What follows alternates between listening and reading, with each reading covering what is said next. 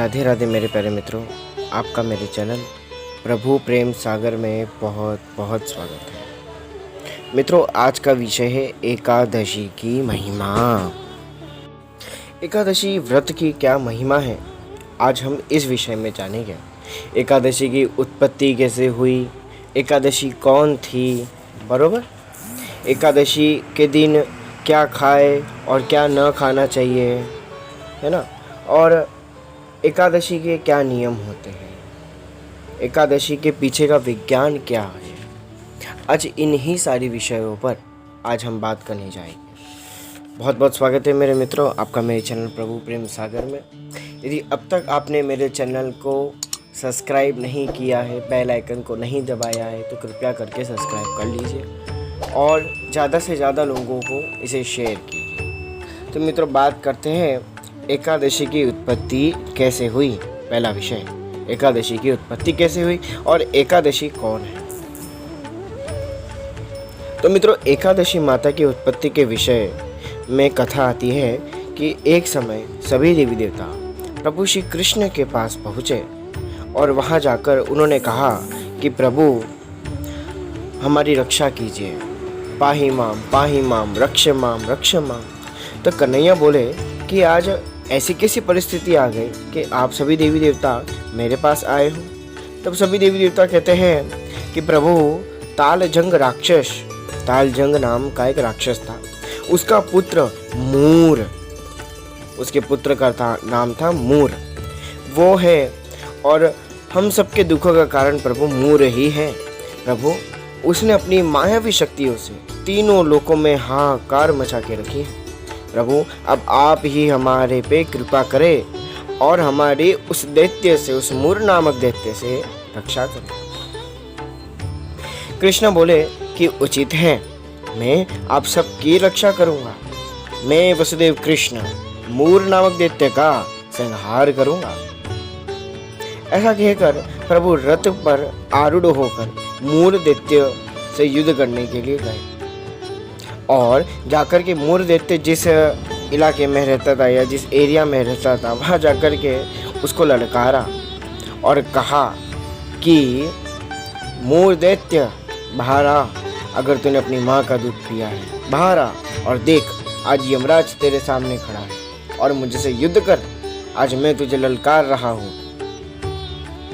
ये सब देख कर के मूर नामक दैत्य जहाँ पर निवास करता था वहाँ से बाहर आया और जोर जोर से हंसने लगा और कहने लगा, अरे बालक, तू तो कृष्ण है ना, एक काम कर, जाकर के माखन चुरा, जाकर के गोपियों के वस्त्रों को हरण कर। एक काम कर, तू रण ही छोड़ दे, जैसे पहले तेरा नाम रण छोड़ पड़ा, वापिस से रण छोड़ पड़ जाएगा, तू रण को ही छोड़। कृष्ण को आया क्रोध और फिर दोनों में छिड़ गई युद्ध और युद्ध करते करते दोनों बद्रिका आश्रम में आ पहुंचे। वहां पर 12 योजन लंबी एक गुफा थी जिसका नाम था सिंहवती गुफा। वहां जाकर मेरे प्रभु, मेरे कृष्ण, मेरे लीलाधारी लेट गए और फिर अपने ऊपर एक पीत रंग का वस्त्र धारण कर लिया। अपने ऊपर जैसा आप चादर ओढ़ते हैं उसी प्रकार से मेरे मुरारी, अभी यहाँ पर मुरारी नाम का अर्थ क्या हो जाता है, मूर दैत्य को मारने वाले मुरारी। कृष्ण का नाम आता है ना, श्री कृष्ण गोविंद हरे मुरारी, हरे मुरारी। तो ये मुरारी नाम जो था वो मूर नामक दैत्य को मारने के बाद उनका नाम पड़ा। तो यहाँ पर मेरे कृष्ण सिंहवती गुफा में जाकर के एक पीत रंग के वस्त्र को अपने शरीर पर ओढ़ करके सो जाते हैं। फिर उस गुफा में वह राक्षस आता है और जोर जोर से कृष्ण को बुलाने लगता है कि कहाँ जाकर के बैठ गया, अपना ये छड़ावा बंद कर और मुझसे युद्ध कर। फिर उस गुफा में कृष्ण को ढूंढते ढूंढते उसे एक पीत रंग का वस्त्र ओढ़े हुए एक व्यक्ति नजर आया, जो कि और कोई नहीं कृष्ण थे। तो फिर उसने जाकर के जो व्यक्ति पीत रंग का वस्त्र ओढ़े हुए थे, जैसे उसने वस्त्र उठाने का प्रयत्न किया, वैसे ही मेरे कन्हैया के शरीर में से एक सुंदर सी तेजस्वी ओजस्वी प्रकाश की उत्पत्ति हुई, एक कन्या की उत्पत्ति हुई। वो कन्या और कोई नहीं, श्री एकादशी देवी थी। एकादशी के दिन एकादशी माता की उत्पत्ति हुई थी। एकादशी को ग्यारस भी कहा जाता है। तो ग्यारस के दिन एकादशी माता की उत्पत्ति हुई, इसलिए उनका नाम एकादशी पड़ा। और इतना तेज था कि मोर के आंखें चकिया गई और माता जी ने अपने हुंकार मात्र से, एकादशी देवी ने एक जोर से धार लगाई और मोर नामक दैत्य के शरीर के चिथड़े चिथड़े उड़ गए और उसका अंत हो गया। तो इस प्रकार से एकादशी माता ने मोर नामक दैत्य का संहार किया। अब जब कन्हैया की नेत्र खुलते हैं तो क्या देखते कि मोर नामक दैत्य मर चुका है और एकादशी माता उनके समक्ष उपस्थित खड़ी है। कन्हैया पूछते कि हे देवी आप कौन हो? तब एकादशी माता कहती है कि हे कृष्ण, मैं आपके शरीर में से उत्पन्न हुई हूँ और आप ही का ही अंश हूँ। आज एकादशी के दिन मेरी उत्पत्ति हुई, इसलिए मेरा नाम एकादशी देवी है। तो जैसे कन्हैया को मालूम पड़ता है कि इन्होंने मोर नामक दैत्य का संहार करके कृष्ण की रक्षा करी है, तब कृष्ण उनसे पूछते हैं कि आपको क्या वरदान चाहिए, आप मांग सकते हैं। तो एकादशी देवी कहती है कि मेरा लक्ष्य है आपकी भक्ति, आपके शरण में आना। उसी प्रकार से हे प्रभु, आप मुझे यह वरदान दीजिए कि जो भी व्यक्ति मेरा उपवास यानी आज के दिन एकादशी का उपवास करेगा वो आपके नज़दीक रहेगा। आप उस पर अपनी स्पेशल, अपनी परम कृपा, अपनी परम अनुग्रह उसके ऊपर प्रदान करेंगे, अपनी कृपा कटाक्ष उस पर प्रदान करेंगे और एकादशी का जो भी व्रत करेगा वो सभी पापों से छूट करके वैकुंठ धाम को जाए। ऐसा मुझे आप वरदान दीजिए। कृष्ण कहते हैं तथास्तु। अच्छा मित्रों, उपवास का अर्थ क्या होता है आप बता सकते हैं? मैं बताता हूँ मित्रों। उपवास का अर्थ होता है उपवास, यह दो शब्दों से बनता है। उप का अर्थ होता है नज़दीक और वास का अर्थ होता है रहना, यानी वो दिन जिस दिन आप प्रभु के नज़दीक रहेंगे। उपवास का काम यही होता है। उपवास के दिन आप सोचते हैं कि पूरा दिन भूखे रहने से हमारा उपवास हो जाता है, पर ऐसा नहीं रहता। उस दिन भगवान के नाम स्मरण करना चाहिए और नियमों का पालन करना चाहिए, एक सात्विक जीवन जीना चाहिए। क्या जीवन जीना चाहिए और व्रत की क्या नियम है, ये मैं वीडियो के आगे भी आपको बताऊंगा। तो ये कथा थी एकादशी की उत्पत्ति की। अब बात आ जाती है कि एकादशी के दिन क्या खाए और क्या ना खाए। इसके पीछे भी मित्र एक बहुत प्यारी और रोचक कथा है जो मैं आपको सुनाऊंगा। तो अब प्रश्न आता है एकादशी के दिन क्या खाए और क्या न खाए। कुछ लोगों की मान्यता है कि एकादशी के दिन चावल नहीं खाना चाहिए, पर ऐसा नहीं है। इसके पीछे भी एक छोटी सी रोचक कथा है, मैं आपको सुनाता हूँ।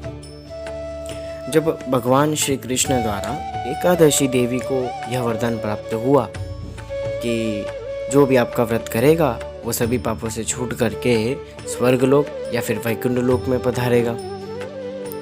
अब पाप पुरुष का एक वास्तविक स्वरूप नरक लोक में विराजमान है। जो भी इंसान पाप कर्म करता है ना, वो नरक लोक में जाता है। अब जब एकादशी का व्रत करके वो पापों से छूट जाता है, अर्थात नरक लोक जाने से बच गया, तो पाप पुरुष भगवान विष्णु के पास जा करके गुहार लगाता है, प्रभु त्राहि माम, प्रभु आपने मुझे कर्तव्य दिया, आपने मेरी उत्पत्ति करी, इसके पीछे कारण था। अब मैं वो कारण नहीं बन पा रहा, मैं अपने कर्तव्य को करने में असक्षम हूँ, सो आप अब कृपा करो। तो भगवान पूछते हैं कि अरे ऐसी कैसी बात हो गई प्रभु जो आप ऐसे वचन कह रहे हो। तो पाप पुरुष बोलता है कि प्रभु आपकी वजह से। बोले मेरे वजह से? वो कैसे? बोलता है प्रभु आपने एकादशी देवी को जो व्रत का वरदान दिया कि जो भी तुम्हारा व्रत करेगा वो मेरे प्रकोप यानी पाप पुरुष के प्रकोप से मुक्त हो जाएगा और वैकुंठ लोक में जाएगा। तो प्रभु जी मेरा नरक लोक का कोठा तो खाली रह गया। तो प्रभु ने बोला ये बात भी उचित है। तो प्रभु पूछते कि तुम ही बताओ तुम क्या चाहते हो।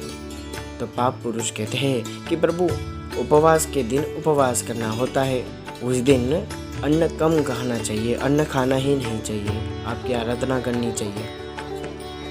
इसीलिए आप मुझे ये वरदान दीजिए कि एकादशी के दिन मेरा वास अनाज के अंदर होना चाहिए, अन्न के प्रति एक दाने में, फिर वो राई के दाने से लेकर के चावल का दाना, गेहूं का दाना ही क्यों ना, मेरा वास अन्न के दिन रहना चाहिए। इसलिए मित्रों, बड़े बुजुर्ग कहते थे कि एकादशी के दिन सिर्फ फलाहार कीजिए, आप सिर्फ फ्रूटों को ग्रहण करें, बरोबर ना। तो ये बात आती है, जरूरी नहीं है कि आपको चावल नहीं खाना है।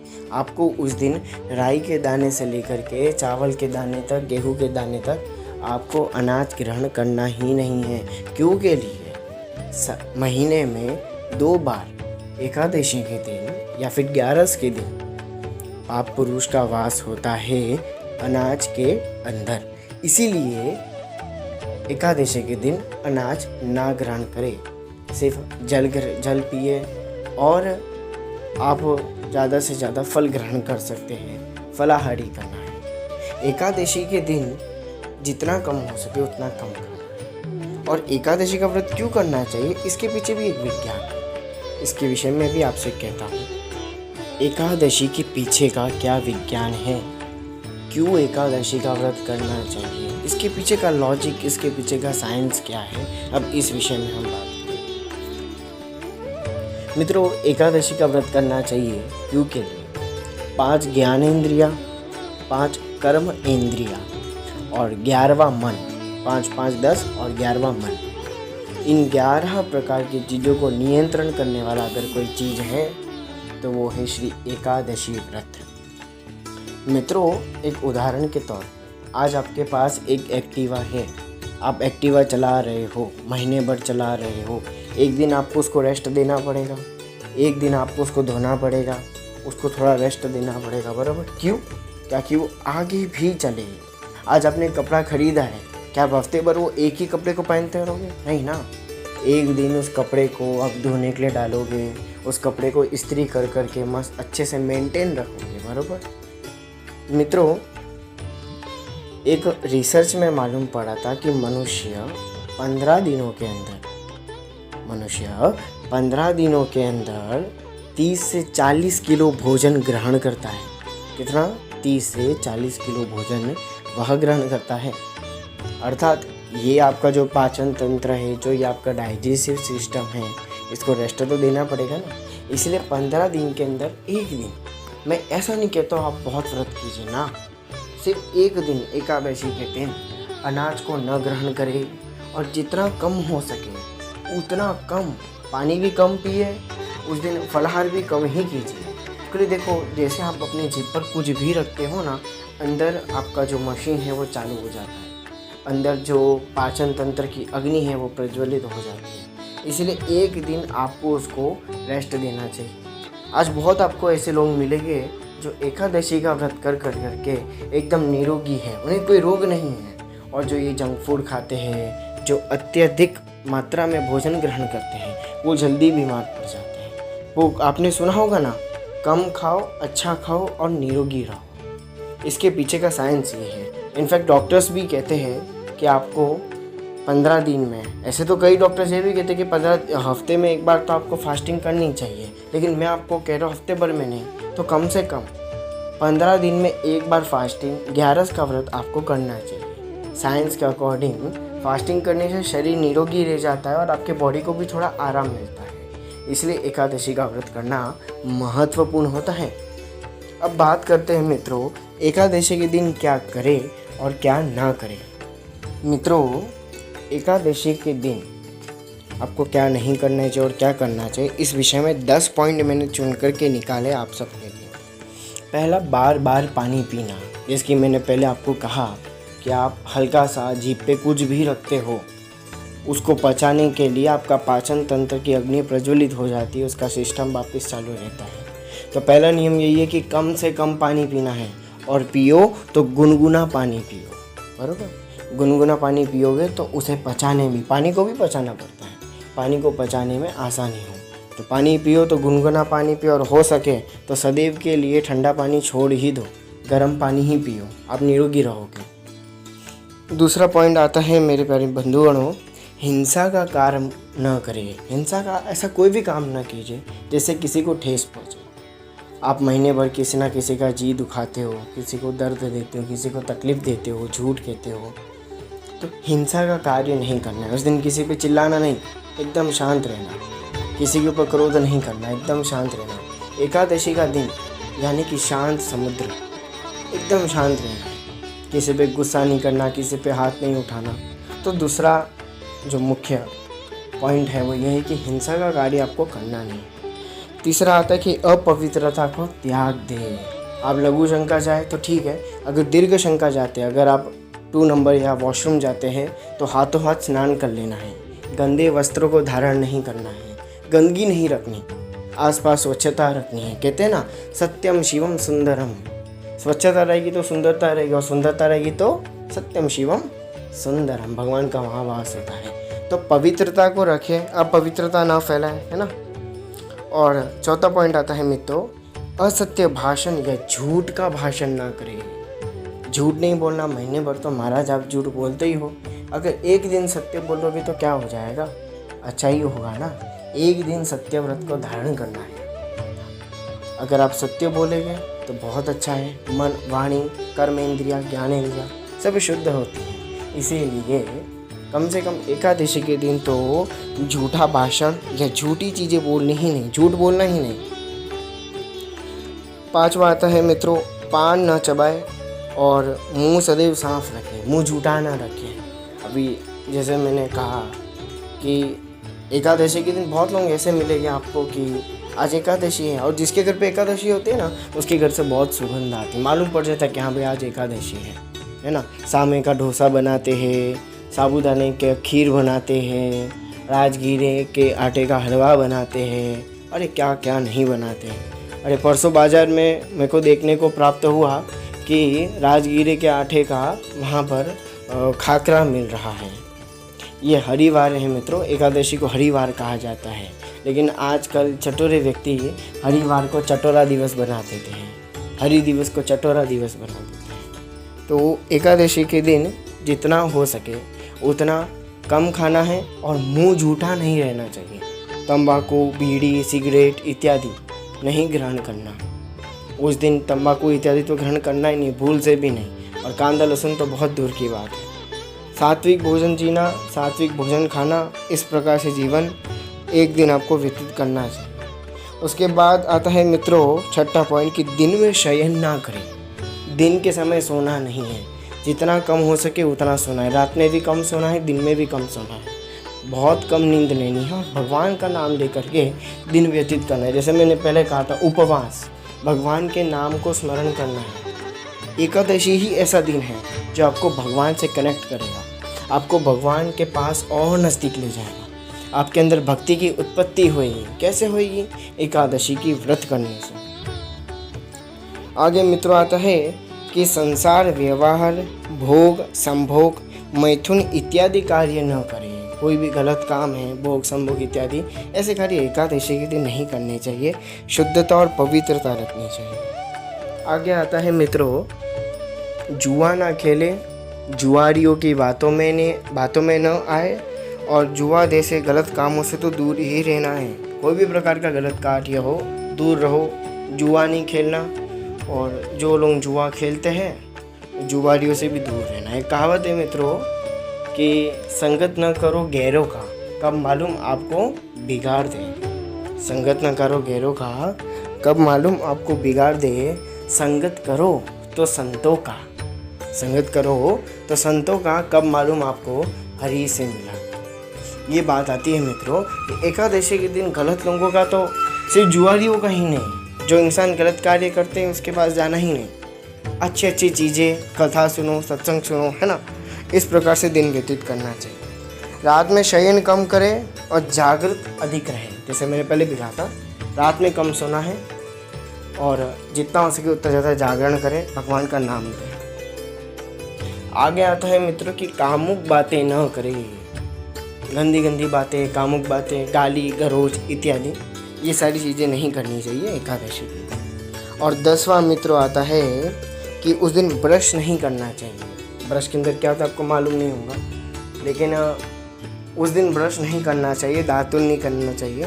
नमक से ही दांतों को आप साफ कर लें। तो ये 10 नियम होते हैं मित्रों एकादशी के दिन, जिन 10 नियमों का मुख्यतः प्रार्थना जीवन में उतारना चाहिए और भगवान की प्रार्थना करनी चाहिए। जितना ज़्यादा हो सके उतना ज़्यादा पवित्रता, शुद्धता और मन को साफ रखना चाहिए। उस दिन आप अपने आप को एक शांत लहर, एक शांत समुद्र के समान बना दें।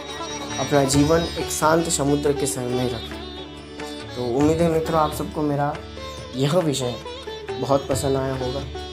अगर आपको मेरा वीडियो पसंद आए तो इसे लाइक कीजिए, ज़्यादा से ज़्यादा लोगों में इसे शेयर कीजिए, कमेंट बॉक्स में राधे राधे लिखिए। और यदि आपके कोई प्रश्न है और अगर मुझे आपके प्रश्न उचित लगे तो मैं उस पर वीडियो भी ज़रूर बनाऊंगा, लेकिन कमेंट बॉक्स में राधे राधे लिख करके मुझे प्रोत्साहन प्रदान करें। तो मिलते हैं अगले वीडियो में, तब तक के लिए राधे राधे।